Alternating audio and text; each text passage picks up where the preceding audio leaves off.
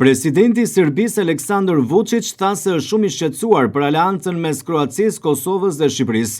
Duke folur përpara gazetarëve në konferencën e sigurisë në Myni, Vučić theksoi se ende po pret përgjigje në pyetjen se pse po krijohet një aleancë ushtarake mes Prishtinës, Tiranës dhe Zagrebit. Ai paralajmëroi se kjo është arsyeja pse Serbia do të investojë më shumë në mbrojtje. Me forcimin e një aleance ushtarake të Kroacisë me Prishtinën dhe Tiranën, ne jemi seriozisht rrezikuar dhe do të merremi me këtë çështje me shumë seriozitet. Së shpejti do të marr pjesë në kolegjiumin e shtabit të përgjithshëm dhe të Ministrisë të Mbrojtjes të Serbisë dhe do të vizitoj të gjitha fabrikat e industrisë ushtarake. Do të investojmë një shumë të madhe shtesë të parave në fabrikat e industrisë ushtarake, tha Vučić, duke shtuar se nga tani e tutje 30, ndoshta deri në 40% e prodhimit ushtarak do të destinohet drejt Serbisë. Në mars të vitit kaluar, Kosova, Shqipëria dhe Kroacia nënshkruan një deklaratë bashkëpunimi në fushën e sigurisë në mbrojtje. Në paktin e mbrojtjes thuhet se 3 shtete do të bashkëpunojnë për rritjen e sigurisë së stabilitetit të Europës juglindore. Ministrat e mbrojtjes së 3 vendeve mbajtën një takim e errët gjatë muajit shkurt, ku diskutuan për zbatimin e kësaj deklarate.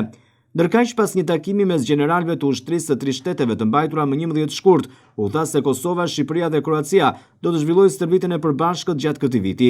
Këtë deklaratë për bashkëpunimin në fushën e mbrojtjes, Vučić e ka përshkruar si një aleancë ushtarake dhe sulmuese kundër serbëve dhe Serbisë. Vučić po merr pjesë në konferencën e sigurisë në Myni, e cila është një nga mbledhjet më të rëndësishme ndërkombëtare gjeopolitike të vitit. Në konferencë marrin pjesë udhëheqës dhe politikanë nga e gjithë bota, në mesin e tyre dhe kryeministri i Kosovës Albin Kurti.